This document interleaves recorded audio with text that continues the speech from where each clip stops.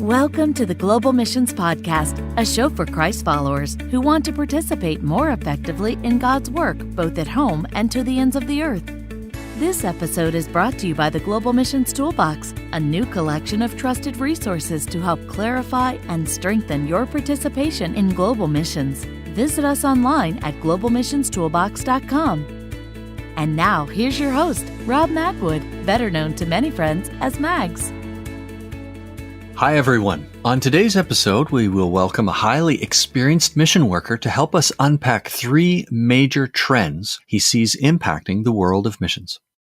Our guest today is Marvin Newell, who is serving as the Senior Vice President of Missio Nexus. It's a network of evangelical mission agencies and churches and training centers across North America. I'm going to ask Marv to explain a little bit about that association in just a minute. But he and his wife, Peggy, have served in missions now for about 40 years. They have been mission workers in Asia and Indonesia in particular. And Marv is the author of several books, including his newest book entitled Crossing Cultures in Scriptures, Biblical Principles for Mission Practice. He also serves as an adjunct professor at Moody Theological Seminary. Marv, welcome to the program. Well, thank you, Mags. It's a delight for me to be on with you today. Please just take a minute to introduce your role. How are you serving at Missio Nexus, and what does that include now? Why, sure, Mags. My position is Senior Vice President. I promote missiological awareness throughout the network, providing oversight of our learning initiatives. We have book summaries and webinars. And also, I am the general editor of our newest delivery that we do, which is the Evangelical Missions Quarterly, or EMQ. Well, put you at a strategic point for sure. And Missio Nexus itself, Missio Nexus is an association. Just describe for us a little bit the vision and purpose of this association. Well, for those that don't know, Mags, we've been around 100 years already, but with a new name that just began about 5 years ago. Mm-hmm. And our association is an association of missions. As we said, it's a matter of us being able to connect well the greater mission community across North America, that's Canada and the United States, pulling agencies together and churches that are missions-minded together, a place for them to be able to have what we call a nexus, a meeting place where we can be able to confer together, partner together, collaborate together, share information together, just kind of keeping the ball rolling in the world of missions. If you're serving in a mission agency or in a church or some kind of training center, this would be something for you to consider. And there's some resources available to everyone. Of course, there's membership and conferences, whatnot. Invite you to become familiar with that. It really is a great strategic learning point. And that's why we've invited Marv to be part of the podcast today, too. We're going to highlight three major trends that are currently having an impact on how churches participate in missions. We do have a couple of other episodes that we'll put in the show notes. Episode number 60 with Rick Heemstra was studying trends in the way evangelicals are engaging in missions. And then in episode 64, Ted Essler, who's actually a colleague of Marv Newell's at Missio Nexus, talked about some trends. On today's episode, Marv's going to bring to our attention three mega trends we haven't yet considered on the podcast. Let's get started here. Marv, what's the first trend? Max, as you mentioned, there are many more than just these three, and I'm sure our listeners have heard others, like you said in those other broadcasts, which is good. So I like to focus on some that kind of get maybe overlooked at times, but they're making a real impact in the greater world of missions. My first trend that I like to speak on is called the digital revolution and evolution. You know, we live in a very digital world more than any other previous generation. And Mags, you know, in 2016, the world crossed over a major milestone. And that was the year when there were more mobile subscriptions than there actually are people in the world, because some people have multiple subscriptions. And so it's interesting. Some person has said that more people own mobiles than they have toothbrushes, which is an interesting take as well. And so around the globe, the thing that people make the greatest sacrifices to have and to purchase, especially in back village places way off, in the remote areas of the world, is to get a mobile device so that they can connect with the world. And just this week, the other day, I received a message from a missionary working in Papua, Indonesia, way out there at the ends of the earth, you might say. And she says, this world has really changed in the last 5 years just with the advent of technology and what's going on with these mobile devices. And it really, really has. So that's a change that is radically impacting the way missions is done today as well.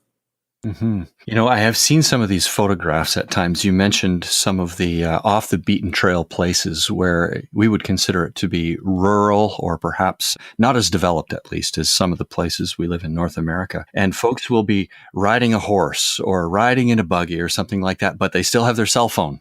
And so it's penetrated places we might even not expect it to be. Well, it really has. Technological and cultural changes have radically changed the way in which information is gathered and disseminated because of this phenomenon. We now operate in this digital area where storytelling and crowdsourcing are increasingly important needs of sharing knowledge and also for us in sharing the gospel. And it seems, quite frankly, Mags, that we as humans are only limited by our imagination in this area.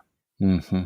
Well, this trend is affecting missions generally. If you could bring that to the discussion, the way churches are doing missions, if we imagine the missions committee or a church wanting to do missions well from North America in particular, or from a modern world, how is it impacting the way we should do missions?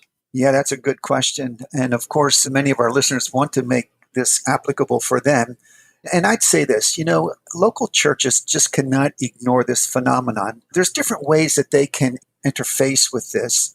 For instance, in mission promotion, just right there at the church, staying abreast with the digital revolution by making something as simple as a digital monitor as your missions display in the foyer of your church. No longer do we need to walk into our churches and see the big map of the world with the missionaries pinned all around it. Although, that's been a great way we've done it in the past. But now, to have a digital display, and there's custom made ones for missions, by the way, where you just have all that sitting up there, because what makes this so good for your congregation is that every week you can post the new prayer letters that are there, and the prayer requests can be typed right there at the station and sent out to the missionaries. And so just for our own internal, you might say, in the churches, we can use this to promote missions through our congregation, making use of it right there. I just set one of these up in my home church, Mags, and it's just phenomenal what you can put up on those displays. You can put up videos from the missionary right up there in one of the sections, one of the boxes,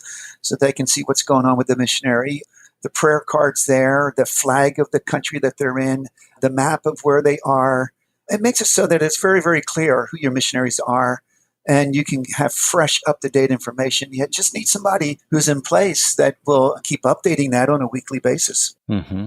And when you think about doing missions in what we've called overseas, of course, technology is uniting the world. There's this global reality now that we're not as far away from these geographic places as we used to. But how do you see that we could use technology more effectively on the receiving end of missions, the receiving areas?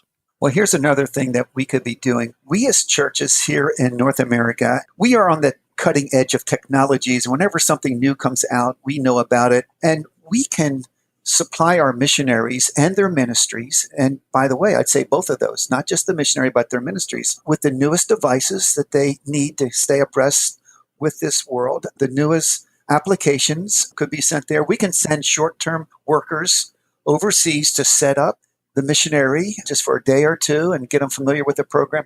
I mean, these are all things that we have the possibility of doing because we know what's going on, because we live in that world. Our missionaries are busy doing what they should be doing, and that's planning churches and evangelism and so forth. And for them to have this fresh wave of technology to come in from the churches to help them out and to maybe even set up their mission offices or the national churches offices with some of this stuff is a great benefit to them out there. A few years ago, I had an opportunity to visit overseas in a creative access location, and I saw the missionaries actually working in an office that looked not unlike an office at home, so to speak.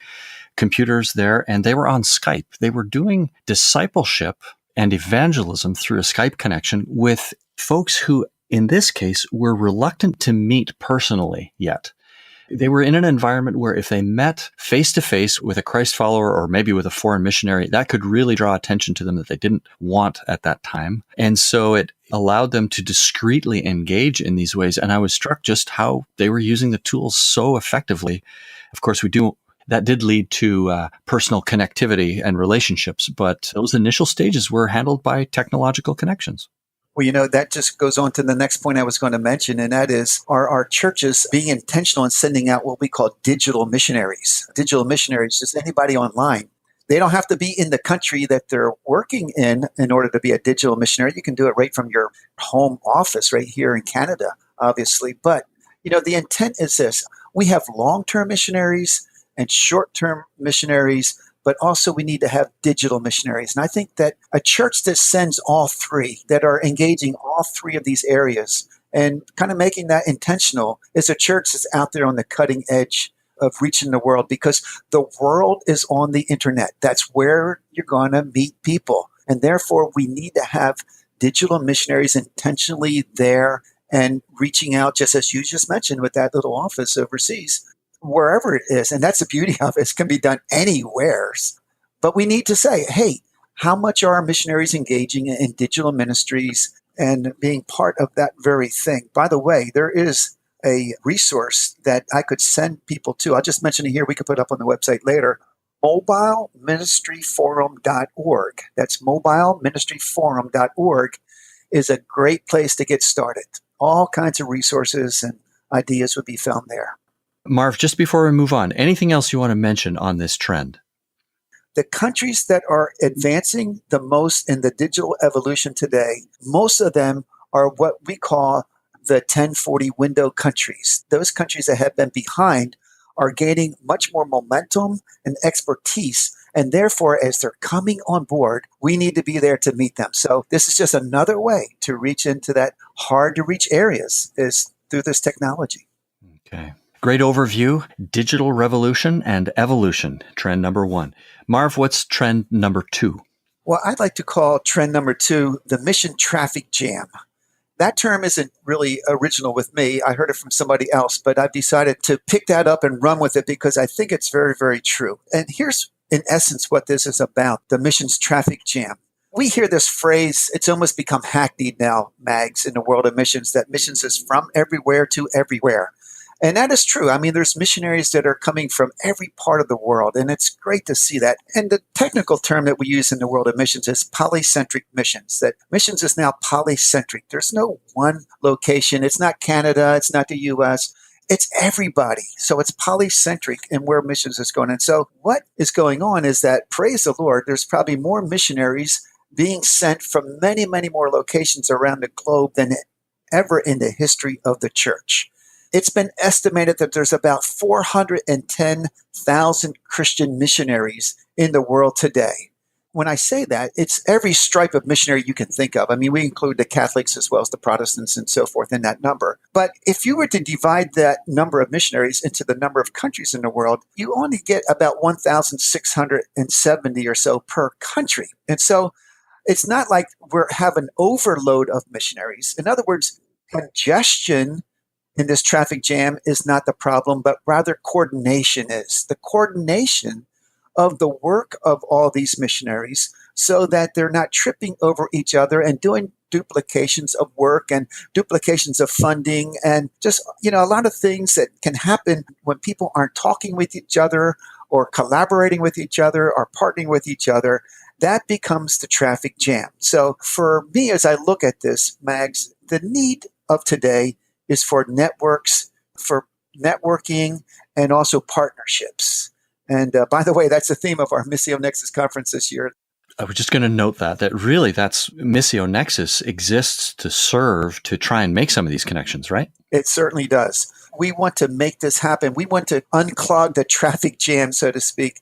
But for churches, looking at this, it's important too, because what happens is, though there's that many missionaries out there, the fact of the matter is 90% of those missionaries work in what's considered already reached world.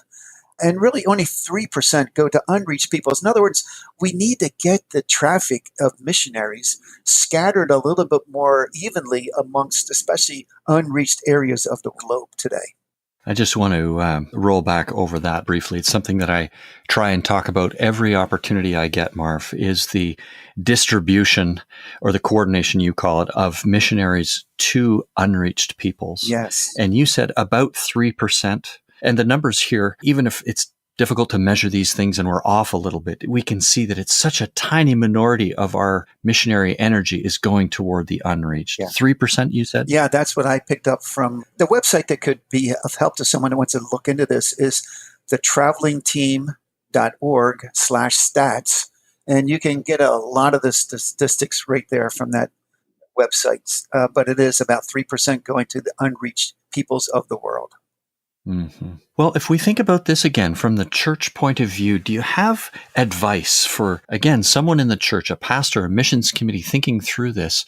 How should awareness of this trend affect the way a church is doing missions? Well, I would say a church missions committee or missions pastor should be asking the question, to whom are we primarily sending our missionaries? Are unreached peoples a major thrust of our missions outreach, or are we simply supplying missionaries for works that continue to be very, very good, but are they actually reaching unreached peoples as well?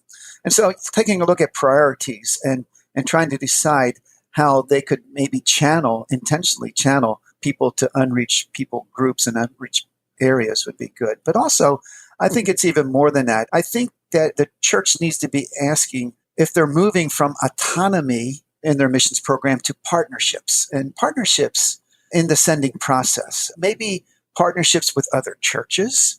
And I've heard of churches, that have consortiums. Maybe you get 5 or 6 together and they have consortium, and those 6 will help each other send the missionaries coming out of their churches. That's a great way of doing partnerships. Also with mission organizations, I'm still a believer in the mission agency, Mags, and I love the church. The church is central to the work of missions. I believe that wholeheartedly, but the agency is there to provide the channel for that to happen. And so the mission agencies are there to do that. They have the expertise. They have the abilities to do that. Also, a church could ask this question: how are we doing in partnering with national churches overseas? Do we have a national church somewhere that we interface with, that we can be of help with without creating dependency, of course? But is there a way that we can be an encouragement to maybe some national churches that do not have the means that we have to help them on their way, that we can do that? So that kind of a thing could be done. If for those that are listening that are from mission agencies, Mags, my question to them is, are you engaging in multicultural mobilization? It's good to have your headquarters in Canada, wherever that might be in Canada, and only recruit Canadians. But hey, how about those workers that are from those other countries of the world that are viable members as well? Are you in some way engaging a way to mobilize them under your banner and into your organization to do that? Well, it's a great observation. The agency that I serve with, Send International, is about 20% non-North American at this point in our personnel. Oh, good. We're making some strides there, but trying to grow in this and at the same time, trying to keep a focus on the unreached places. We do appreciate that the Lord calls people to serve in certain places, and we want to be obedient to the Lord's call wherever He calls us to. My urging to committees and to churches is to increasingly pray over these unreached people groups and ask the Lord to raise up workers to go to those places. So, well, we've heard these 2 trends, first about technology, the revolution and evolution of technology, and now the missions traffic jam. In just a moment, we're going to have Marv go to trend number 3. Just before we get to that, we'd like to share with you this resource that we hope will be helpful to you and your church. SIM Canada is convinced that no one should live and die without hearing God's good news. We believe that He has called us to make disciples in communities where He is least known. Use your skills, share the gospel, and make disciples. Check out sim.ca to learn more. And now, back to today's conversation. Okay, we're back with Marv Newell of Missio Nexus, who is helping us unpack 3 global mission trends that will be helpful for churches to consider as we want to do a great job at global missions. So far, Marv has talked about the digital revolution and then about the missions traffic jam. Marv, let's turn our attention to the 3rd and final theme. What is theme number 3? Well, yes, the 3rd theme happens to be economic resources, Mags. We can't ignore the fact that it takes finances to help the mission cause and to push it along. And just as an automobile automobile needs gas to fire up the engine so that the mobile can move on. So missions requires financial resources to fuel the movement, the ongoing movement. And so it's good to stop and think, okay, where are the financial resources in the world? And there's some really good resources on the internet. And I'd like to point out one to our listeners that would help them this. The World Development Indicators database of the World Bank, that's World Development Indicators database of the World Bank, has a beautiful graphic that shows where the economic resources of the world happen to be. And when you take a look at that, I have it sitting in front of me right now, you see that North America has about 30%, that's US, Canada, and Mexico. East Asia has about 31%, and that's China, Japan, and many of those East Asian countries. And then smack in the middle is Europe, about another 30%. And then the rest of the world is the last 10% if you put them all together. And so that's where the resources of the world happen to be. And so we have the ability, because of the resources God has entrusted to both Canada and the US, to really promote the mission cause, because finances are there for that very thing. When you take a look at the world's largest economies, Mags, the GDP, gross domestic product, of the 10 largest countries, well, the U.S. is number one, but Canada comes in right there at number 10. And so Canada is in the top 10 of the world's largest economies. That's going to change over time. We know that as time goes on, with the advent of so much that's going on economically in Asia at this time, that they're projecting down the road that probably China, India, and maybe even Indonesia will be the top three by 2050. So that's only like 30 years from now. So that's the next generation of missions.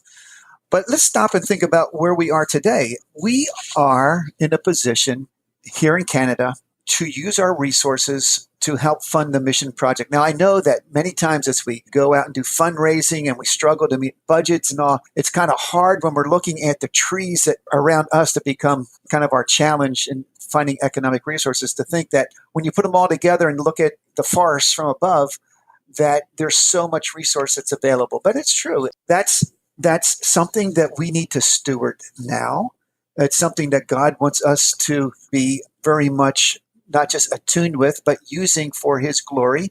I subscribe to the view of, well, there was Larry Barkett and others that said that God has blessed both Canada and the United States financially for the simple reason of evangelizing the world. And therefore, we need to know that these economic realities are part of the stewardship that we need to be part of. And so, when you say, well, then what way does the church view this in the world of missions? I would just say this. The old hymn that we all know is so familiar, it says this: "Give of thy sons to bear the message glorious, and give of thy wealth to speed them on their way." We can give, some families give of both of those, their sons and their wealth.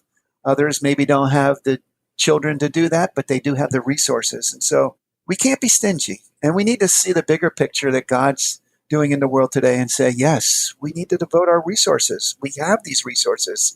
Many countries of the world, when I think of many of the majority world countries that some of these mission movements are starting to evolve from and come from, their mission projects are on a financial shoestring, Mags. They hardly have a dime to send their missionaries, and yet they try to do that. Just this week, I had a mission write me this week, Mags, and said, we know we don't want to create dependency overseas. We will not support pastors, national pastors, and evangelists. That's their job. But when it comes to their outreach to the world, we think that we should be financially engaging with them to help push that on. And I said, yep, you're right. I believe that area where they do not have the wherewithal to do it, but we do, is an area that we can help them with their resources. Mm-hmm.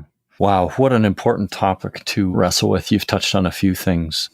Just rolling back a little bit to what we call the goers and the senders, I like to ask when I speak at a church, we talk about goers being the people that will lay down their lives and move to a place where mission workers are needed. They will take up their lives in another place. They will go there. But there will be senders who come around them to make that possible. Finances is one of them. It's an important element of it. And I like to ask this question: in getting global missions done then, which is more important, the goer or the sender? And we need to be very careful how we answer that Well, we do. because they're both essential, right? Oh, They're both they're essential. both essential, and there's no easy answer to that. Obviously, Yeah. you need both, just like a bicycle needs two tires to run down the road and so forth. Both of them are important, and sometimes we do not give enough recognition to the senders. We applaud and give accolades to the ones that go, and that's good. But the churches that are backing them up, the individuals and so forth, those funds are just as important as the person on site overseas that is doing the work of missions there. I think that churches need to just candidly sit down and look at their annual budget and look at how much of that goes to the world of global outreach, missions, and so forth, and ask themselves the question, is this adequate? Can we do more? Or can we pat ourselves on the back and say we're doing enough? I mean, I just think it's important that we just don't gloss over this and say, oh, yeah, we need to support a few more missionaries or send a little bit more money over. We need to actually intentionally do budgeting in a way that takes into account that, if at least 10% of the budget is not in the missions, then why is that so? If it's 20%, well, great. And if it's even more than that, even better. But I think being intentional in the budgetary process is important. I'd like to ask you to comment on another idea, Marv, just from your vantage point. We see in these days that the Lord is raising up more and more workers from the majority world. The goers, if I may, are coming from the majority world increasingly, as opposed to the Western world. However, as you've noted, the vast majority of financial resources are still in the Western world. Just talk a little bit about that imbalance and that reality and where you may have seen tension in that or where you've seen it working well. Well, Mags, there's always the larger issues involved here. One is that, yes, it's true that we have the resources here in the West, more financial resources than many other countries. But that does not mean that they don't have resources. And actually, many East Asian countries have just as much financial resources. When you think of Korea and China, by the way, by the year 2050, mainland China is projected to be the largest funder of Christian missions in the world by that time. And so we know that things are going to be shifting that way. But back to your question about some of these very more underprivileged, you might say, areas of the world, we need to be very, very wise as we engage them with funding for their projects. Money corrupts, and if it's not accountable for, it corrupts absolutely. And we need to be very, very careful in how all this is handled. But that doesn't mean we should be stingy either. And so finding the balance, and I'd say the important thing is this, building the relationship and having the trust in that relationship. We talked about collaboration earlier. That collaboration needs to be built on trust and being very wise in the way funding is handled and maybe channeling money to some of these majority world missionaries or even projects that they would have. I told a missionary this week, I said, when you send your missionaries, the majority world sends their missionaries overseas, the national church there should supply their salary and things like that. But what we can do from the West is provide their transportation to the field, provide their housing on their field, maybe even provide a vehicle for, those are the extra kind of things that really are needed for that missionary to function well, that these places usually don't have the money to do, but they can fund the salary of the missionary. And that's asking them to do their part in a very intrinsic way. And then we can fill in the other things that, quite frankly, are not a burden to us. I mean, all of us can pay for the airline tickets and stuff like that. They look at those $2,000 airline tickets for a family of four and say, it's impossible for me to get to where God's called me. Well, that's where we can come in and I think be a partner with them in those kinds of very practical ways. Well, this is very good. I'm going to mention just quickly in the show notes, we will include some other episodes about globalization, missionaries coming from everywhere, going everywhere. You'll find a list in the show notes of other episodes that explore this theme even a little more deeply. Marv, this has been very helpful. Of course, we've just scratched the surface on these important themes. We will include in the show notes some of the diagrams that one in particular that Marv mentioned. We'll include there. But Marv, I wonder if there's someone on a missions committee listening or a pastor, someone in church leadership, and they'd like to learn some more about this, what resources would you recommend to them? I would say this. Here's two books that I would suggest. One is called Pressure Points by J.D. Payne, where he talks about 12 trends. And then the other one is a new resource just the beginning of this past year. It's called Window to the World, Knowing the Need in Our World. And that's by a writer named Andrew Knight. That's Knight, Andrew Knight. We will include those in the show notes as well. Those of you that are familiar with the podcast know that JD has been on the show a number of times, Marv, and he's helped unpack some of those things. So all these beautifully fits together. If some of our listeners would like to follow up with you, Marv, and get in touch with you, how could they do that? Well, let me make a very simple email that they can contact me. It's simply marvnewell@gmail.com. I will make sure that's included, of course, in the show notes as well. And with that, we will say a big thank you to you, Marv, for just helping us scan over these macro issues, get a bit of a better understanding, and stir our thinking a bit. Thanks so much for spending this time with us. You bet, Mags. Thanks for having me on. Well, this concludes our conversation with Marv. Thanks for joining us. Remember that you can find show notes at globalmissionspodcast.com, which will include links to all the resources that were mentioned today, including a few of the graphs that Marv referred to. You can also connect with us on Twitter and Facebook. We would love to hear from you. As our regular listeners already know, we're glad to hear from you with suggested topics or interviews you'd like us to consider. And if you enjoyed this episode, we'd invite you to subscribe to the program in your favorite podcast app. We would sure appreciate a review as well on iTunes or whatever application you're using. That's all for today. This episode was brought to you by the Global Missions Toolbox and produced by the Jaffrey Center for Global Initiatives and Send International of Canada in collaboration with other like-minded agencies. On behalf of our team, thanks for listening. Join us again in 2 weeks when we'll continue to explore this grand adventure of being Christ's witnesses to the ends of the earth.